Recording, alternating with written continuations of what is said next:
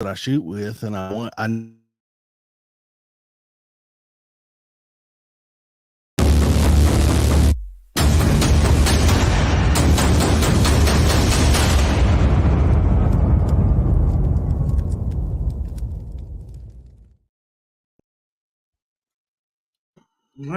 There we are. Well, good evening, everybody. Welcome to the gathering of deplorables and extremists known as the Angry American Nation podcast.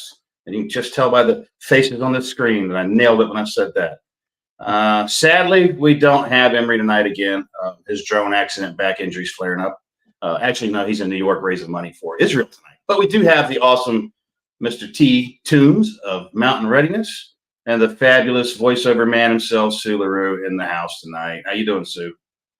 Awesome. I'm doing good. And then we've got one of my good friends. I've been excited to do this one for a while, Matt, because me and you ain't talked much. But I got Mr. Matt Tate with American Survival, or not American, sorry, it was me, Survival Co. Who we were just talking about your partner, Joel. But anyway, if you guys haven't. Oh, I don't know what happened. We lost him. He'll be back. He'll be back. He'll kick back in. So anyway, tell us what you've been doing, Matt. Oh, been staying busy, teaching survival classes. Just finished about a month and a half ago with the plan. There he is. Here he goes. I'm experimenting with the internet tonight, guys. I've got two different networks running, two different methods. I'm trying to smoosh things to get them better. Sorry about that. So, okay, check the show Snowflakes Mountain with him and Joel on Netflix. It'd be hilarious to watch. So, just check that out Joel, today. Sorry, I'm thinking of Joel in my head. So Matt, what have you been up to, man? What's on the menu for Survival Co? What is on your menu? And I know we just said Joel's going to school, so we know what he's up to. Right on. Well, I've got one more class for this year, and then I'm taking the rest of the year off from teaching the survival stuff, and then we'll kick that back off in January. Maybe the next week or two, I'll get next year's schedule published, and then doing work with Salvo, the other company that I work with. And so that's been keeping me pretty busy, consulting, that type of stuff. It's been kind of good for me because I don't get bored just doing one thing. I get to mix it up, doing a variety of stuff. Well, and he's gone. It's going to be one of them nights. It appears. I think so. It's going to be one of them nights. I actually just watched. I don't watch a whole lot of television, so I saw just the first few episodes of Snowflake Mountain, and I got to say, them dudes they had it made. Like compared to my childhood, I was like, man, they got Twinkies and ho-hos and stuff falling from the trees. Like I would have been, killing it out there. Sign me up for the next Snowflake Mountain. I gained 20 pounds. Right. Yeah, it was pretty nice digs that they stayed in. I would probably rent that place because I thought it was awesome. But it's all relative, right? To where you're from, things you've done and haven't done. And so for them, you might as well have been standing them up, at the gates of hell. It was you could something nice. It was hurting their feelings, there's no doubt. It was. That's too funny. And so for you guys watching, Matt is a premier survival instructor. Like, he knows his business. He's a lot of fun to be in the woods with too. So if you have survival related questions tonight, use hashtag survival to tag your question. And of course, at the end, we'll have a whole little Q&A few minutes for you. And I apologize for my internet doing what it's doing tonight, guys. I'm working on it still. Let me see. So Snowflake Mountain, are they going to do any more of that, Matt?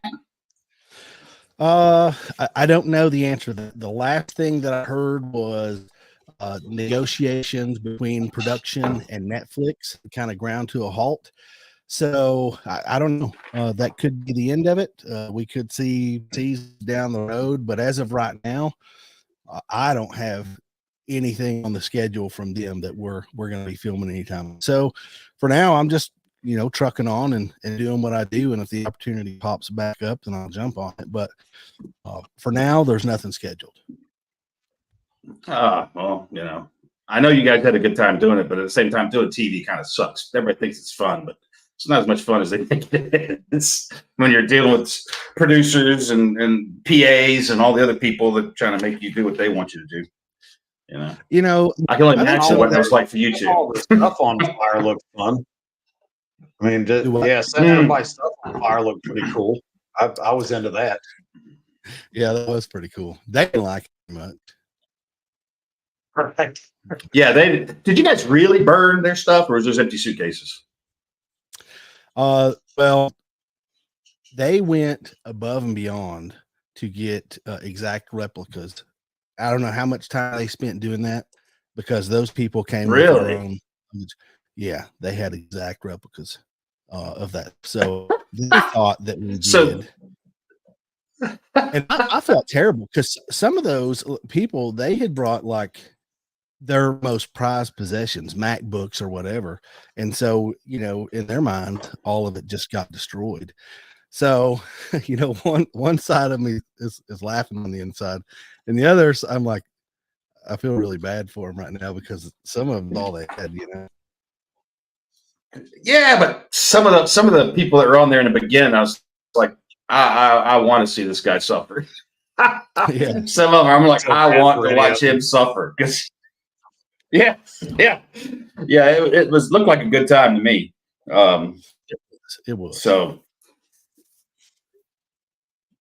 what's we'll jump into some stuff, and Sue and T, you guys don't hesitate, but let's get your take real quick, Matt, on the current state of our, well, let's just say the world, and then what you think folks should be prioritizing right now, because everybody's nervous, everybody's wondering what they should be doing. So let's talk about it for a few minutes. Well, everybody can look around. It doesn't matter if you're looking on a news channel or Instagram or, Facebook or YouTube. It doesn't matter. You're going to see really just chaos happening everywhere in the world right now. And whether that's what's happening in Israel or you go even further east of that, lots of things are happening that are not making it to the news, but that are pretty big things. And so, I think this is one of those times where it's really easy for folks to get overwhelmed because there's so much big deal stuff happening out there right now. But, I always say, focus on what's close to you, and what's close to us really is our border. And that's the most concerning thing to me, is just uncontrolled masses coming across our border and us not knowing the intentions of those people, with so many of them being military aged, just males coming across. I don't think they're here for food stamps or, bowling alleys. I don't know why they're here. Better quality of life. It's not. Yeah. So for me, I agree. I think all of America agrees too. Yeah, I think everybody in the country, well, most everybody in the country agrees with that. You have these people that believe in open borders, everywhere. Like there should be no border, no place. There's those folks. But for anybody who has any pride in where they live, they think the same thing. That's our biggest problem. And you're starting to see it in Europe. Europe's starting to wake up, a lot of countries are going to be in a world of hurt moving forward, but they're even starting to wake up. And it's like French to be the way for some reason. I don't understand that. So why are they always so easy to take to the streets, man? You're talking to me. You're cutting out real bad. Oh yeah. Oh, okay. I was out there. But am I? Sorry, guys. I'm experimenting with the internet. Now, I was just saying, why do you think the French are always the ones that take to the street first? Well, Ed, I was actually paying attention for just one day I think it was Saturday, and I was listening to the pro-Palestinian protest in London, and then they had another big one in Paris. And in London, like Matt was saying, in London, there's people saying, hey, enough of this. So there was also a pro-Israel group that got in a confrontation with the pro-Palestinian group. What surprised me was there was 90 arrests, and all of them came out of the pro-Israeli group. So that's the part that scares me the most in our home territory. And we touched a little bit on this in the last episode when I said there's 80 FBI agents running around New Jersey looking for one guy who went into the woods. My question is, and for everybody out there that carries a badge or is part of law enforcement and everything, remember you're signed and you swear an oath to the Constitution like we do in the military, right? And I know some of the prosecutors and some of the DAs and everything in certain counties and certain districts are kind of left leaning, but when you carry a badge, you still have the prerogative whether you want to arrest this guy or arrest that guy, So I'm worried about what is our law enforcement going to do if people like you and I or T stand up and say, hey, enough's enough. Are we the first ones to go to jail? Are we the first ones to be disarmed? And are we going to sit in a jail cell or a prison block or a county lockup for 6-8 months before we ever get our charges read to us, like some people did in a protest, or basically a little bit of got a little out of hand just a few years ago, right? Right after the election. I just hope that the law enforcement starts taking the side of common sense here in this country. That's my opinion. That's the part that makes me nervous. Yeah. And me too, Sue, because we've talked before that we have like a two-tier justice system in this country now. If you're left, you get treated one way, but if you're right, you get treated another way. And when we constantly hear the director of the FBI and people like that come out saying that, right-wing extremism is the greatest threat to this nation. When we look around and we don't see right-wing violence, but you see left-wing violence everywhere you look. At what point do you say to yourself that kind of like Reagan, I didn't leave America. America's left me almost at this point, I don't have the same rights as everybody else. And that's what scares me, because like you said, it's up to law enforcement. Go ahead. What scares me is now they're saying homesteaders are the new basically terrorists. Think about that. What does that say about where our country is going? What it says is that if you take care of yourself, you're self-sufficient, and you will stand up to tyranny, you are a terrorist. That's what it says. Yeah, because it's homesteaders, it's homeschoolers, it's anybody who thinks independently, tries to take care of themselves, not looking for the handouts, not looking for the state to support them in any way. Those are the people they're afraid of. Because, there's that whole, we hear it as a joke, and we all say it, but that you'll own nothing and you'll be happy, and that's, I think, their real goal is that direction. That 2030 stuff, which they keep changing the dates on all the time, but by 2026, every vehicle has to have a kill switch in the country, which a lot of them do. If you have OnStar, your vehicle already has that capability. They can do that. But the fact that now every vehicle manufacturer has to have it. And then you look at, like in New York, what they're doing there with monitoring social media and building profiles on people based off social media traffic. It's really getting Orwellian, So the question is, what are some things that we could tell people that they could do about that? Number one, I would be getting ready, stocking your basic stuff, but also trying to fashion your life in the one that can withstand the blows that are to come, as far as access to food, water, and things like that. Really good stuff. I say the first thing is take a break. Because, sure, in mass, some people and voices can be heard, but I kind of think focus on things that I can affect. And I kind of almost envision myself like every now and then I just stick my head up out of the hole and see, all right, this is happening now. This is happening. okay, God, let me get back to just focusing on what I need to do, exactly what you're talking about, Chris, just to kind of start being more prepared, more self-sufficient, and not let that stuff overwhelm me, which is kind of a fine line. We need to be informed, right? But with so much information overload, it can be a challenge. So I say it's important to disconnect and focus on the things you need to be doing for sure, to be getting ready. But it's just too overwhelming. We have so much information, and everything that's pushed is really not good stuff. That's just hitting us from every angle. Like, are we even designed?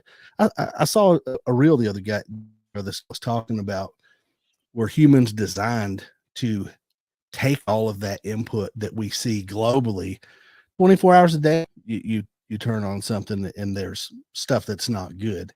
So take a bit of a disconnect from that, focus on the things that you can control within a 2-mile radius, and poke your head out the hole every now and then to see, all right, where are he's fallen to this point? And mostly just because that's an indicator of maybe how much time I got left, to keep preparing, to keep my family safe. Yeah, I agree. We're constantly bombarded with stimuli, and like you said, everything you see and hear, it's propaganda from one side or the other. And Sure. I've been saying kind of the same thing for years, telling people we're preparing for tomorrow, but remember to live for today. Do the things that you enjoy. Take your family on vacations, do all these things, because someday you may need those memories to think back to that it was better. It will be better again. And so I agree with you entirely on that. Take the time. Paralysis to analysis is another problem. You get too inundated with this information, you don't know what to do either, which could be just as big of a problem. Consider the information that we're getting as well with AI. I mean, we talked about this here a couple episodes about. I mean, so much can be done with this AI now. Who even knows what you're watching, if it's true or not? Well, as an example of that, today I read an article. I was about some photos that Hamas put out. Sue, is that what you're about to mention? Hamas put out propaganda photos claiming they were from Gaza, but they're AI generated photos, because a guy in one of the photos only had 4 fingers on one hand, and then a little boy in one of the other photos had 6 fingers on one hand. So that's a pretty clear indication those are AI generated photos. But looking at them, you can't tell until you catch something like that. Most kids don't have 6 fingers, and and they did it on the hand he had raised too, which I thought was really weird. But the AI thing is scary, because you're right, we don't know what's real and what's not. Yeah, it's almost like you have to kind of like. Go ahead. Go ahead, Stu. Oh no, I'm just agreeing with what Matt said. That's what I've been doing for the past couple of weeks. And of course, T and I got together, and we dabble in helping out some of the guys that were at Fallout. But other than that, I've just been focused on my backyard type thing, and I'm okay. What do I need to do to get ready for the winter, and what do I need to do to get ready for the spring? And everything I try to apply about 2 or 3 hours a day to it. And it's kind of my therapy, if you will.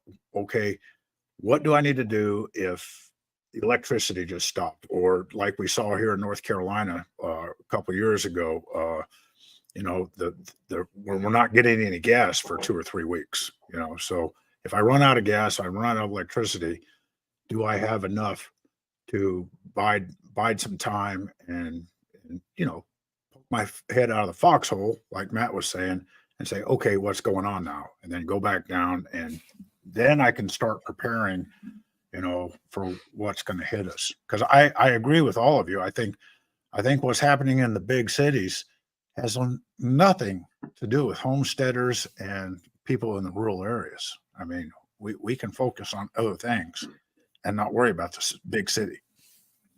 Right.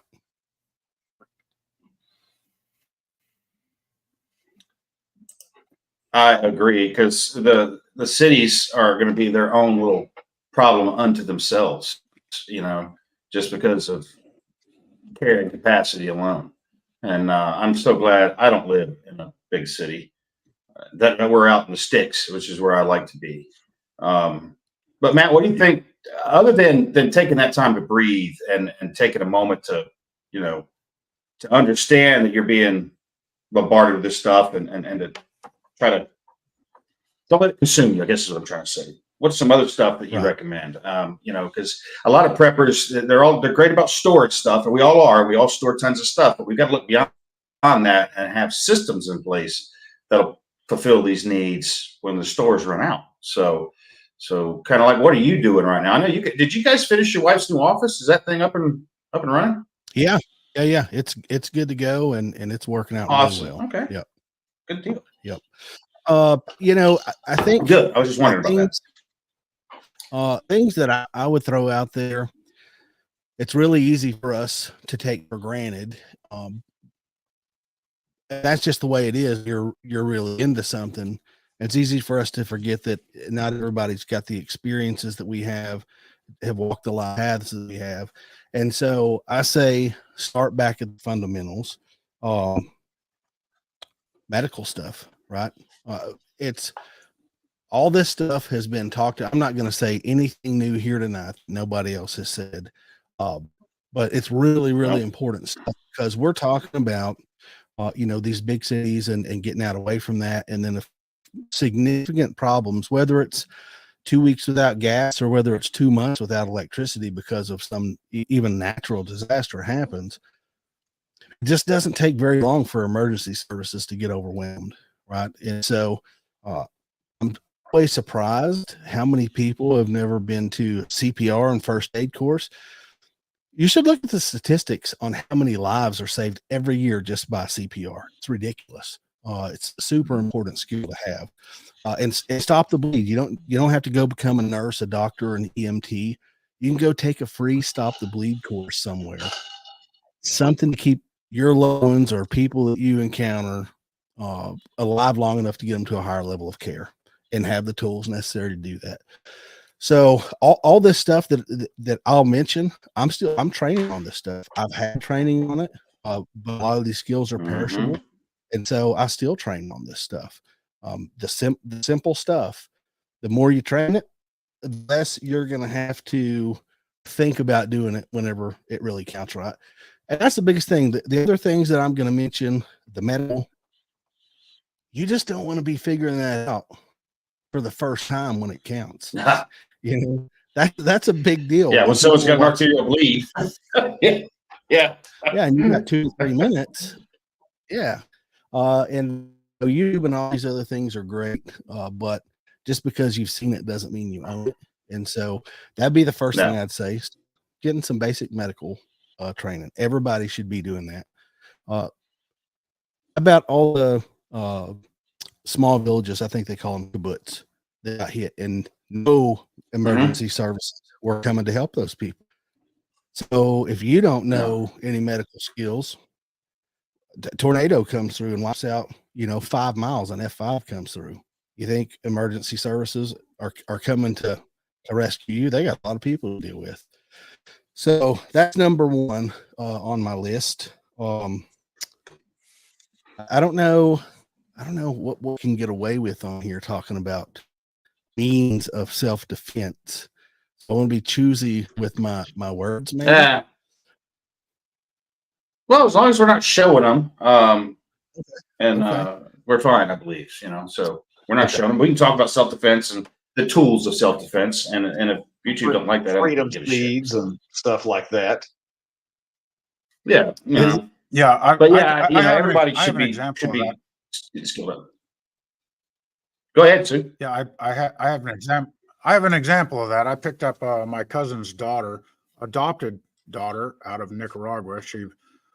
My cousins, through their church group, adopted a little girl out of Nicaragua about 5-6 years ago, and they were busy, so I picked her up today, and I took her after school. We went and had a late lunch together, and I was stepping out of my truck, and she said she looked at my waistband and she says, "Why do you have a gun?" And I said, "Well, I always carry a gun." She goes, "Why do you always carry a gun, Uncle Sue?" Is what she said. And I was like, well, in case something happens, then I want to be able to protect you.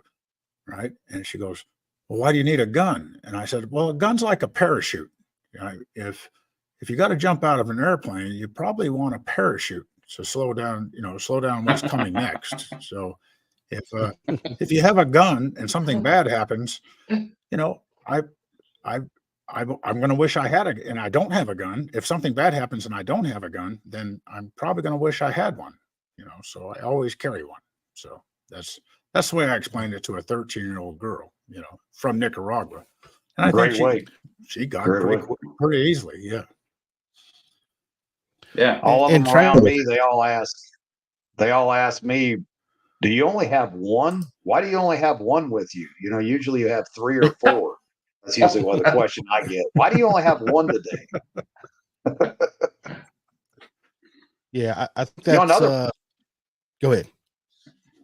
I was going to say another thing is you know, that we take for granted because all 4 of us we live outside the wire. You know, we're out of the city life, and water. You know, water is a huge thing, and I don't, because I specifically bought this property because it has multiple springs on the property, so I have fresh water coming right out of the hillside behind my house, and you know, an artesian well and a pond and all this. But that's something that people really need to be focusing on right now is what's your sustainability with your water supply? Yeah, so if you don't have water where you live, you will leave there and go to water is what will happen to you. So that's not negotiable. You know, you can thing a while, but the water can't. You know, that's a definite. So and people on city water, I'm concerned about. How do you get to it? You know, what's your plan? What's your plan to get to that water? Yeah, absolutely. And I would say another avenue that I really have spent, I'd say I've just dove really deep the past 2 years. I've been studying plants for about 10 years now, but I've really been getting more interested in just diving deeper and deeper. And the cool thing about plants everywhere, there are plants in cities, in the country. I mean, you can find plants somewhere, and if you start to have an understanding of how those have medicinal value, and you can identify those things, you understand what to stay away from. It doesn't matter. You could be a doctor, and if there are no medications prescribed, well, I guess you can tell someone what's wrong with them.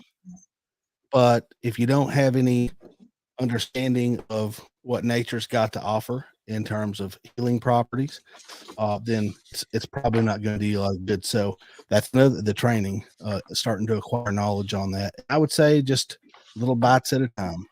Learn a plant every week or every 2 weeks. Something in your neighborhood when you go for a walk. I don't care if that's in Central Park or in Texas, wherever. Find a place to go for a walk and just pick a plant. And there are some really good apps that will let you identify them, and then go home and research them. See if it has any kind of value. Is it medicinal? Is it toxic or poisonous? Or does it have medicinal value? But or is it food? Yeah. It's food. Yeah. Is it edible? Yeah. So here's a point I want to make. This just popped into my head when we start talking about water, and it's something that Alan's brought up to me. Alan Kay's brought up to me many times in his hops and travels around the world. Containers. Like, I want everybody to think for just a minute. How many 5-gallon buckets do you have at home right now, or say 5-gallon jerry cans, kind of thing? Because containers is something we take for granted in the Western world because we don't have to do like a lot of the world does and walk for miles carrying water back to our homes. But let's just say that tomorrow that suddenly was your reality, that you're having to move water manually to and from your home. Who has the containers to do so? You know, who has that ability? It's, again, it's something we don't even think about. But I think like a 5-gallon bucket in most of the world is a treasure. I mean, Matt, I know you've been around, you know, some places. I know Sue has for sure. But something like a 5-gallon bucket can be a treasure to these people because it's very difficult to manufacture from nature, as you know, Matt, and that kind of industrial capacity doesn't exist all over the world. So having something like that is valuable. And when you start thinking of having to move liquids in particular, which are the most difficult commodity to move, be they fuel or water or anything, you're going to need containers to do that. So it's just something to stick in the back of your mind. The next time you're at Lowe's or Home Depot, grab that orange or blue bucket. No, they're not food grade, but it doesn't matter for your purposes. Having some containers and the ability to, because think in a grid down situation, everything's gonna be manual. Everything you move, you're gonna carry it.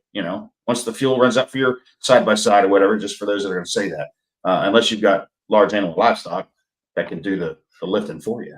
But containers is another thing. And where do you stand on comms, Matt? Because I'm a ham operator, and I believe comms are hugely important, more for listening than talking. But what's your opinion on that? So I've just dove off into the world of comms, and I have lots to learn, but I'm in the process of learning.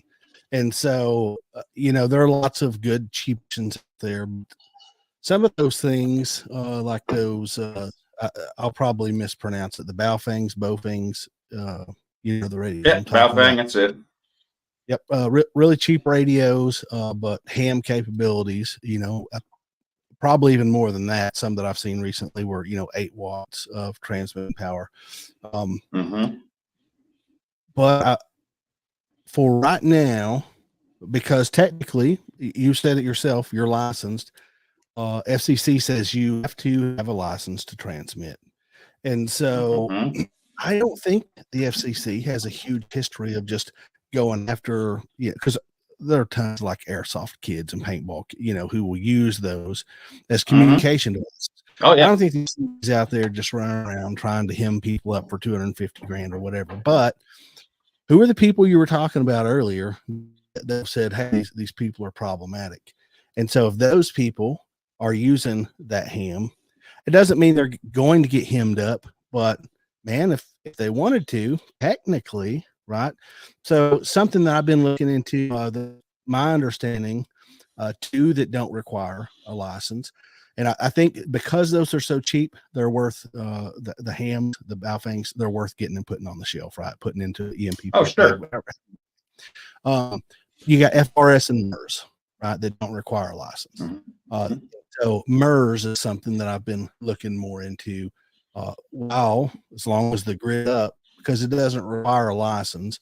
And my limited understanding of MERS, is that it's somewhere between FRS, which is your typical Walmart Midlands, and a ham, something like that. So a little bit better. And I don't think a lot of people are running MERS radios. More than you would think. Trust me. Those frequencies are used by a lot of folks. What we need to do, dude, me and you need to get together offline and look at schedules and go over to Rush Meter and take his RTO course. I'd love, first, you two need to meet. I've been trying to arrange that for years, and you need that class. And I'll take it again as a refresher, but I'd like to take it with you, because he'll really open your eyes. Yeah, to the comms questions. He'll open your eyes. January, isn't it? There probably is one in January. Yeah. Well, why we're Go ahead. Go ahead. Oh, I'm sorry. No, you. No, I was going to change the subject a little bit, but and I agree. We all need to kind of get together. Being a former common guy for SF, for Special Forces, I'd like to just teach people Morse code and then how to take a phrase out of any book that we want to and trigraph it. So even when people do hear it, they don't know what you're saying on there, that type of thing. Just, it's a simple method to used to be used, behind the Iron Curtain or during the Nazi occupation of France. But it is really simple. And I don't know why people don't know more about it. But to change the subject, I wanted to ask Matt, what I used to do, I read this book by this American years ago, like 10, 12 years ago. And when I was in Colorado, I used to have this bug out bag, this little day pack just full of anything, I was like, well, if I wreck my truck or roll my truck in the mountains, or, if Denver just suddenly catches fire and we can't get out of Denver, I got this bag I need to go with. I've gotten a real bad habit of not carrying that anymore.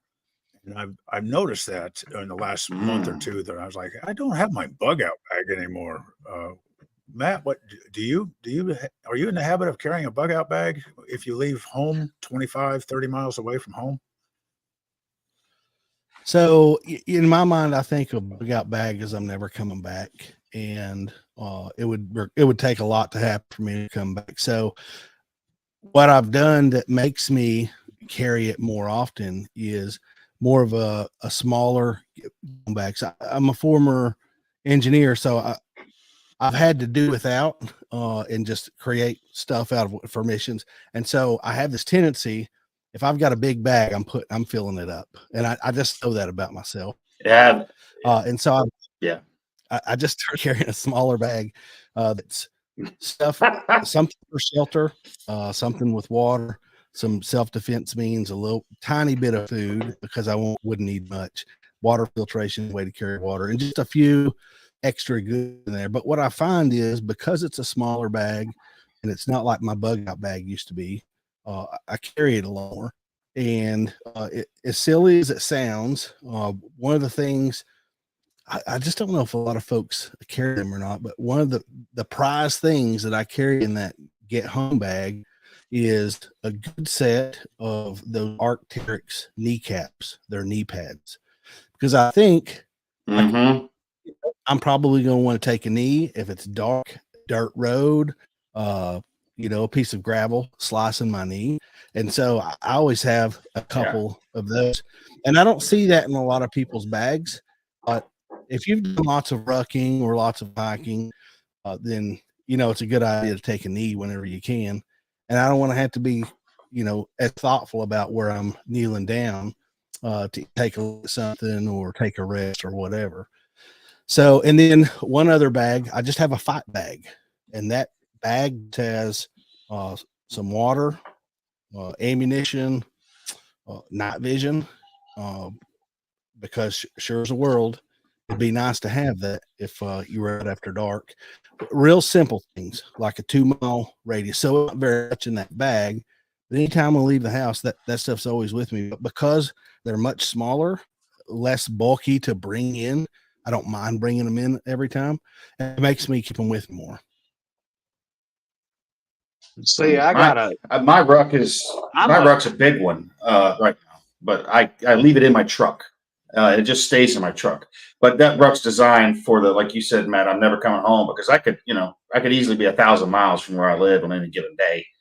And that bag is like sustainment. I could rebuild the village out of this ruck if I have to, kind of a thing, And what were you saying, T? Same here. Yeah, I was saying I'm the same way. I like the option to have it, and if I have to ditch it for some reason, I can. I've got the big bag with all the goodies. Now, the knee pad thing, that's a great idea. Another thing I throw in my bag, too, I started carrying is sea salt. All those trace minerals, all that to replenish your body. I carry a thing of sea salt with me in my bag, along with some other stuff. And then, of course, Sue and I last week had got together with some acquaintances, and he made note of my man purse that I pack around. The Merce, as he referred to it. I personally like it. I can carry all that stuff in there. I've got my blowout kit and pistol and ammo and all those trinkets that go in there, plus my wallet and all that stuff. And I've gotten in the habit of packing that thing around too, because it's convenient. Just throw it over my shoulder, pack it around. Nobody really looks at it. It's not, other than, hey, that guy looks a little strange with his man purse. But other than that, I think it's pretty common in this stage. Yeah. I do have. You need to make sure your man purse matches your skirt next time, and they won't look at you as much.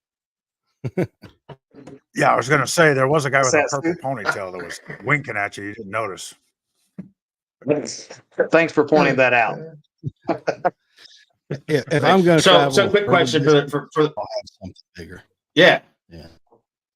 And that's why I keep a big one, because I'm not just going to keep redoing them. But quick show of hands, who carries a tourniquet like on their person? Any of you guys? Yeah. All right. Sue, you don't. Yeah, you better. All right. So I figured. Yeah, because that's another one of those things. back to the analogy of the gun. When you need one, you don't have time to go find one. You need one right now. So if you carry a gun, you better carry a tourniquet. Same. So that's in my man purse. I've got the Bear Slick kit that I carry, and then the tourniquet. And I actually started carrying a tourniquet in my pocket years ago, especially working around. I've been dropping a bunch of trees here lately, and I watched my father years ago skip a chainsaw down his shin, and we were out in the middle of the woods. And of course, if he would have nicked something in the wrong spot, that'd have been game stopper right there. So, just little things like that you should think about. How many of us out in the woods use a chainsaw? I use a chainsaw at least probably once a week towards the winter time when we're cutting firewood. I use it a lot. And that tourniquet, life or death right there. absolutely. Yep. Well, so Matt, what do you carry for night vision? Because a lot of people ask about it. Pocket, right here in my right here in my pocket. Just one real quick. Since I retired from the military, I don't wear a watch anymore, and I used to just put a compass on there, but the wrist compasses tend to break and get most of them made out of plastic and then tore up. I was at a tracking class. Guy gave me this. This is actually one of the neatest things I think I've ever owned, and it's real small. It's smaller. It's about half the size of a can of Copenhagen. I put it in my front pocket. And all it is a compass, right? That they used to use. They used to use a model of this in clear back in the Revolutionary War, and it's got a little sundial on it. And you point this towards the north, and whatever the shadow goes at, that's what time it is. So that was given to me at a tracking class, and I was like, that is the neatest thing I've ever seen. So I've just gotten in the habit of just making sure that goes in my front pocket all the time. So if I gotta run out of the car real quick, I can at least stay in one direction. Yeah, that's pretty slick.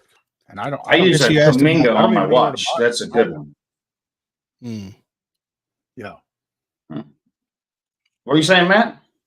You asked about vision. Is that what you asked about? Not night vision. Yeah, we were asking about night vision. Yeah, what you Yeah, I asked what do you carry for night vision? Because so many people ask. So what do you run? I'm partial to a PVS 14. I know it's a lot of people are now in binos. I think binos are great if you're driving or doing something dynamic like that. But just for me personally, I've used both. I prefer PVS 14. I like the white phosphor.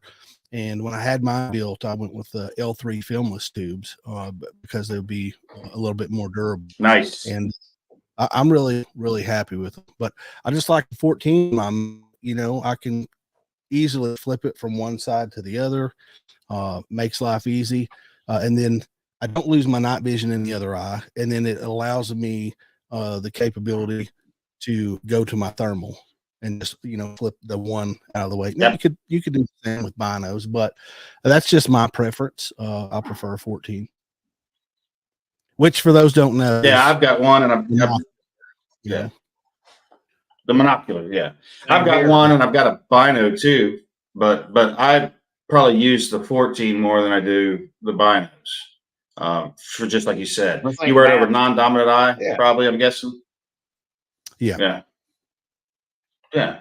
I mean, because that's a force multiplier, guys. That's a game changer. Yeah. Oh yeah. But but if you've got it, the other guy doesn't. That's a game changer. Look, I know the winning factor. Whoever owns the night owns the world. Yeah. I found that out in the Middle East. We own the night. Guys way cooler than me were doing way cooler things than I was doing. They owned the night, and they owned the battlefield. So yeah, it's a huge force multiplier. That was years ago. Well, Matt. guys, we're gonna do a quick. At my age, finish up. At my age, I'm in bed by 8 o'clock, so I just go into a fetal position and try to hide for the entire hours of darkness now. Tuck on bed. Okay. If I can't see the monster can't see me. Using that whole line of thought. But we're gonna take a quick break, guys. We got to do some shameless plugging here real fast. But don't forget #survival if you got some questions you want Matt to answer, or any of us here to answer. And we do have the super chat stuff going on. That's one way to make sure your question will get answered. I hate to sound like I'm panhandling, but this is YouTube, so we're panhandling. So we'll be back in just a few minutes, guys. And don't forget about On the Rocks podcast, after that. If we talk about gun control, it's in relation to your marksmanship. Haven't had enough yet? Stick around for after the show. Bolder, grittier, angrier. On the Rocks with Angry American and the Gang is coming up next.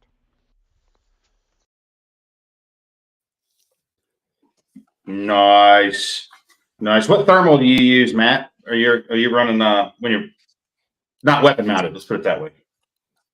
The only thermal I have, well, you can use it mounted or unmounted, and it is a Polar. I think it's an XD50A. So I probably got it maybe 4 years ago. I think there's some much more streamlined stuff on the market now, but it works really well, and it complements night vision. Right? They both have their distinct advantages, and I like that one because you can. If I had to do it over again, I would get a clip on, something that you could use handheld, but something that clips on in front of your day optic. I'm acquiring one of those in the very immediate future. Actually, it's a new one that I can't remember the name of it because they just were imported for the first time here. But they're a high-end one, and it comes with all of the rings to attach to the different optics. So it'll clip right on the front of your optic directly to it, and now you've got a weapon-mounted thermal. So I'm going to be getting one of those here very soon. It's actually in Gainesville waiting on me. There's one I think it's called iRay. I think is a really nice one. I think I'm saying that right. It might be. I'm not sure, but John Faulkner over at Firearms Depot, he has them in stock. He had 3 of them was all he was able to get. One of them's earmarked for me. I'm picking that because I'm going to do some video on it and stuff too, because this is a pretty nice system. And a weapon-mounted thermal, that's, even if you're just hunting, that's pretty damn good right there. Yeah. You have to let us check that out when we all get together again. Oh yeah, we will. I just got to get over to Gainesville and pick it up, and then I'll let everybody see it post show. I'm gonna go through some of these questions over here as we go through this. Here we go. That's a great one. Water filtration, Matt. Are you a pump guy or a gravity guy? No way, gravity for sure. Yeah, I've tried like some very expensive pump filters, and they clogged so fast. You had so much going on with the different tubes where they could cross contaminate each other, and everybody else was just drinking to their heart's content while I was continuously cleaning out my pump filter. So just know what things there are to worry about in your area, and if it ain't much, you really can't beat a Sawyer Mini.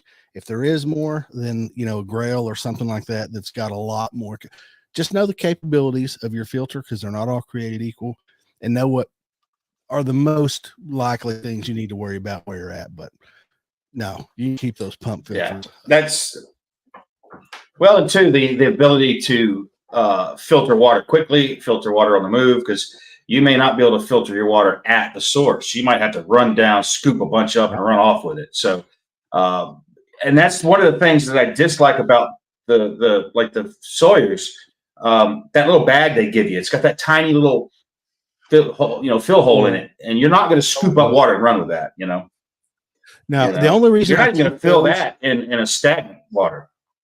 No, I keep those so that whenever I teach classes, I can tell people, throw this away. I was using one down in what not?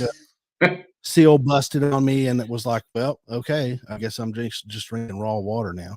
But it's hard to beat just a smart water bottle. They got a little bit thicker metal plastic. You can carry even out of the country. Just take the bottle empty. That's what I do if I'm somewhere, and I'll just hook my Sawyer to that and boom. Yep. I'm running just a live That'll straw. work. Just Sue, pack a little live straw around with me. Yeah, there's nothing wrong with The only, that. so here's the thing I'll tell you to consider about relying on only a straw filter is that means that you got to get down on your knees and put your face in the water source, and you're not pulling security when you're doing that. That's my problem with straw filters in general. So, and that's see what's your go-to water filter. Yeah, so you can. I mean, if you get it out of the puddle, you can filter it. I just wonder what filter do you like, Sue?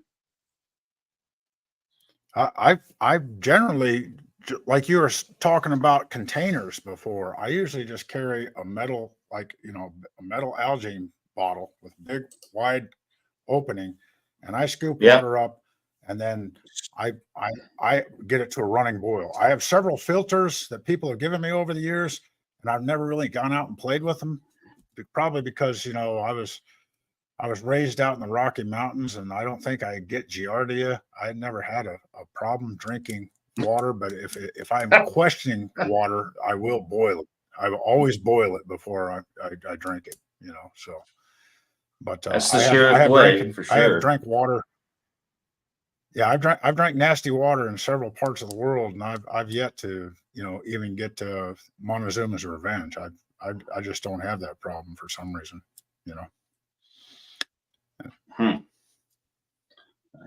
That means your gut's a hostile environment for them. They can't survive there. I earned it. And our next question. Well, yeah, and I just spent the last 6 months with some disease I don't know about, so I probably got it from the water somewhere. You probably did get it from the water. Will Gomez, the way you do that is with a sat phone. That's how you do it on TV, right? Especially when you can't go nowhere. when you're you're stuck there and there's nowhere to go. He's been spreading the love around. He actually made a comment for Sue. I don't know if Sue's watching these. He said they didn't have NVGs around Sue during the Civil War. The Civil War. Yeah. So here's one from Jason. Says, so what if unequivocally you can't move from an urban environment? I will prevail in any situation, even living in an urban environment. It's just going to be a hell of a lot harder. Everything you do is going to be so much harder. I mean, that's what I'll say. Because you're going to have so many people, well, not even just people, but life forms in general, from humans to rats, fighting over the same resources. And when you put people in that kind of density, we get disease issues because Westerners especially have no idea how to deal with their own waste. They're used to just flushing a toilet. And so it's a foreign concept to them to deal with it directly. We talked about this before during Reagan administration years ago with the waste management services when they went on strike for 3 days in New York. Think about just that. They shut down New York City with garbage. In 3 days, it was shut down. You couldn't even move. So you throw that into the equation of being in the urban, the city, garbage, shut down the biggest city, the biggest, the most brightest, best city there is in the United States, at least by, city standards. So, trash. That's all it took. Well, I've been in several hurricanes here in North Carolina, but when you live in an urban environment, I picked up a lot of techniques off of the hurricanes that were coming into North Carolina all the time. And when I hear hurricanes coming in, the first thing I'll do is go to every bathroom, every sink, and I'll just fill them full of water, for potable water right there. Just to have some water, and ration it. I guess you'd have to. But just fill up your bathtubs, fill up your sinks, like we were saying, is if you have big pots and things like that, just fill things up with water, and there's your start right there. Staying in an urban environment, and just have potable water to drink, and hopefully you can ride it out, whatever it is, until you can get out. But my first thing, if I was in an urban environment, is I was wait for the first wave or the second wave, and then I would get up and get out of the urban environment, get out of that trash as fast as possible. And if you absolutely can't, I can think of nobody better suited than homeless to show you how to survive in an urban environment. They do it all the time with very little. Right? And so those folks, maybe not by choice, but they are the experts to go to, because every environment, the environments, and every time I go somewhere to learn at an instructor level, I'm going to learn with someone who lives in that environment and specializes, right? So that I can get down to the minutia of what is very specific about, because a lot of things have crossover. So if you are stuck in an urban environment, either study, talk to, humanize people, and go visit with them and ask them questions, because they know better than anyone how to survive in those environments for sure. Yeah, Alan. He was mutual- talking with a homeless guy up in Asheville one time, and he asked the guy. The guy took Alan to his camp and everything, and he said the camp was tidy and clean and everything. And he's talking to the guy, and he's like, "What's one thing that you could have, just like one thing, for to improve your life out here? What would it be?" And the guy thought about it for a minute, and he said an e-tool. I mean, he said folding shovel, but he said an e-tool. And Alan was like, he goes, "Really, a folding shovel?" And he's like, "Yeah." He goes, it let me bury my waste. It would let me keep my camp cleaner. It would let me do this and do that. So it's just from what you're saying, these people have an interesting perspective because they already do live that life. That was an interesting reply to us, that because that's like, for everybody sitting here, having an e-tool with us is probably a given. Like, my ruck's got a Glock e-tool in it, something I take. I live in Florida where you can dig, so I keep a shovel. But the interesting perspective goes right to what you just said,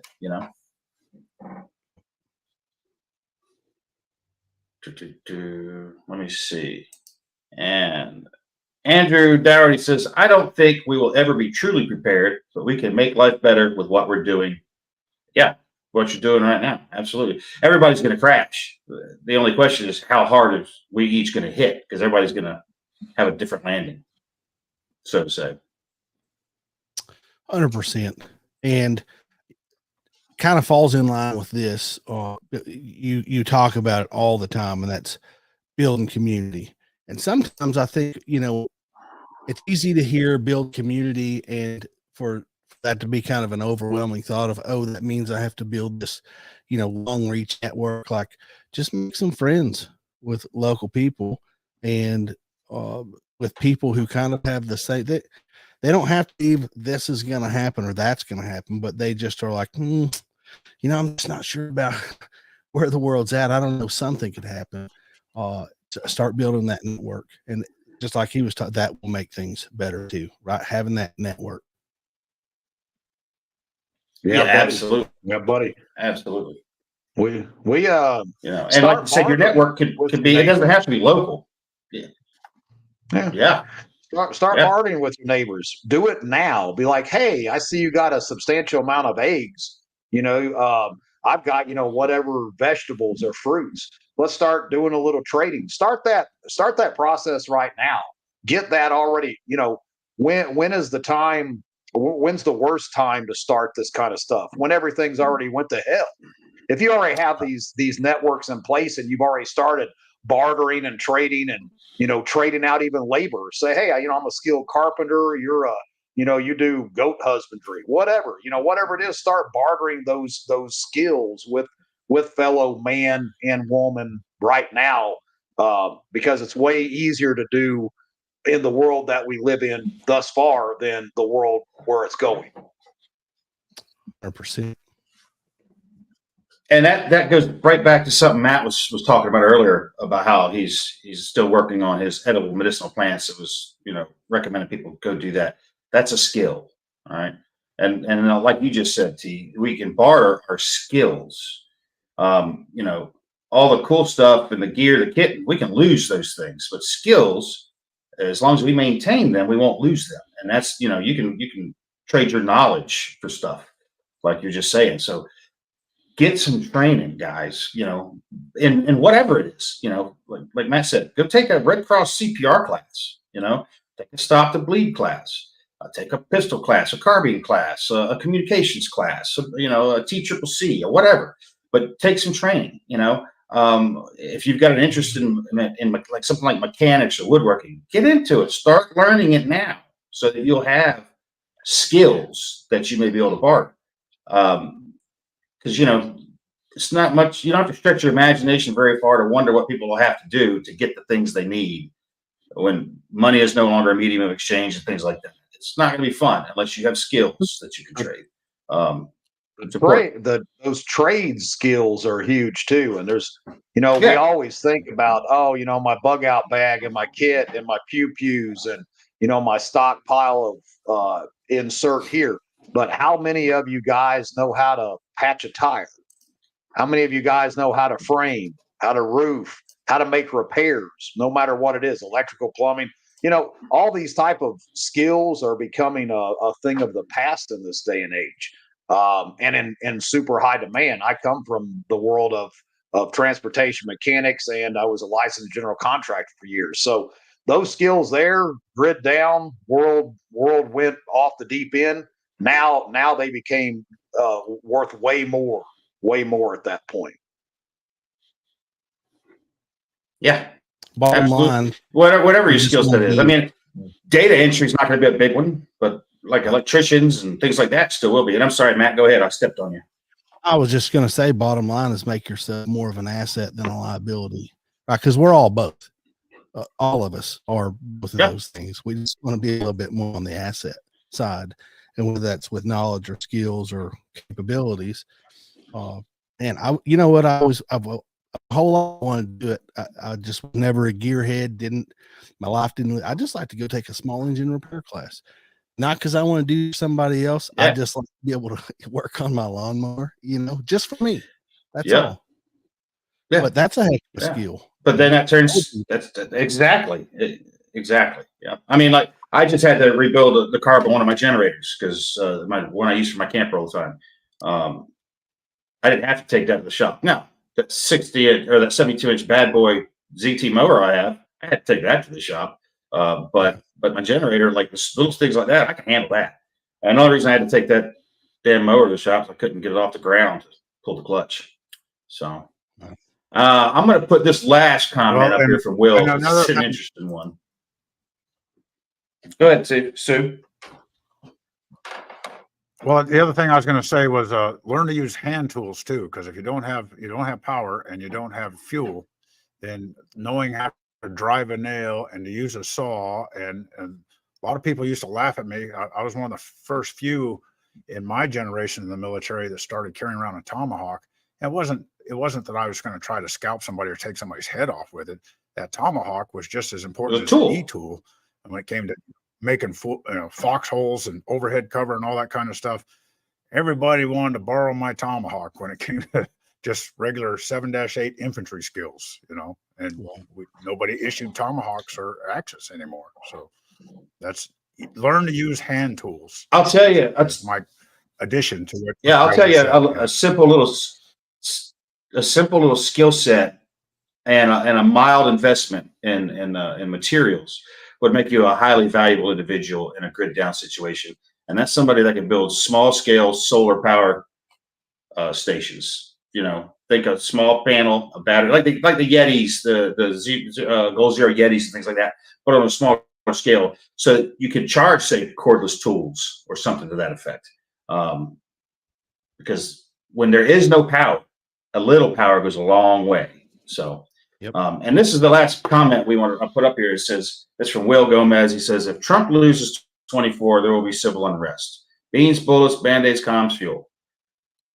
Pretty well sums it up. I mean, we don't know what will happen if he wins, but we have a pretty good idea just from what they're doing to him now to ensure it never happens. But Matt, you got anything you want to leave him with tonight, man?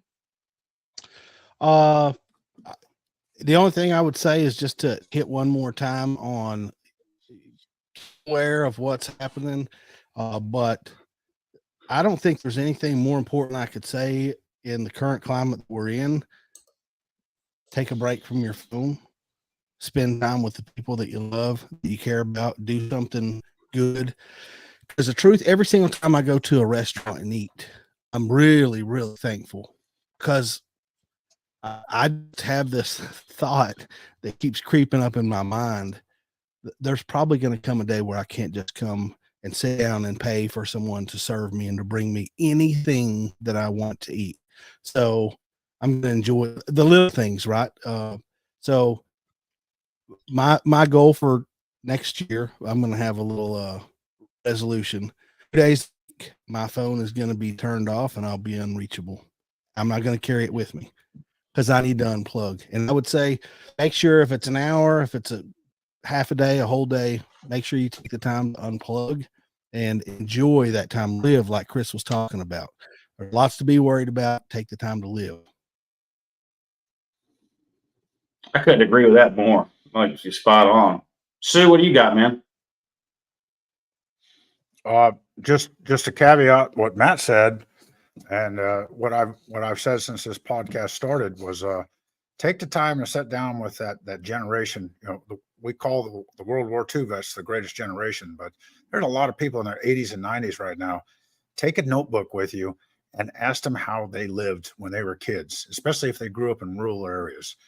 And it's just amazing what you can learn with how they lived their childhoods. And if you just take those notes and realize that they were, a lot of them were raised without electricity, without, a phone all the time. If they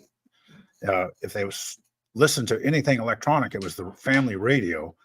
And you'd be surprised that we're only 2 generations away from that. So stop panicking. If everything just goes to hell tomorrow, we'll go back to that, and we'll gather around the Christmas tree and around the dinner table and be more families. I kind of wish it would happen. I know that scares a lot of people, but I kind of wish we didn't have computers and cell phones just for the holidays, like Matt said, so we could spend more time with our families, especially that generation that we're about ready to lose. They're all getting too old. So I just did that with some folks in Louisiana. Yeah, I was just doing that. T, what do you got, man? I'm just going with what these guys said. Disconnect, pay attention to your own doorstep. That's the best way you can put it. Like, focus on your own doorstep before you worry about everybody else's doorstep. That's what we do in this world too much, is we worry about everybody else. And I'm not saying be self-centered. That's not where I'm going. But, get your own priorities in line before you start worrying about everything else that's happening in the world. It's important, but more so important, what's on your own doorstep. I agree entirely. I've been saying it for years, live for today. And it's the same thing Matt's saying, basically, enjoy the little things. People talk about, what are you going to miss if this happens? I'll tell you, the thing I miss the most will be a hot shower and air conditioning. Those are the 2 things I'm going to miss. So, we take it for granted, but that's what I'm going to miss. We're not going to have any lives next week, guys, because Thanksgiving, next week. And so everybody's going to take that time off. The pre-orders are out for book 12, Exploring Home. The signed copy pre-orders, guys, I'm just waiting on them. They're on their way. As soon as I get here, they'll get signed and be shipped out to y'all. So don't forget, you can join us over at the after show on the rocks. Matt, you gonna hang out with us for a little while over there? We can be a little free over there and talk about whatever. So, right. So you guys, you can jump on a Patreon and catch that one.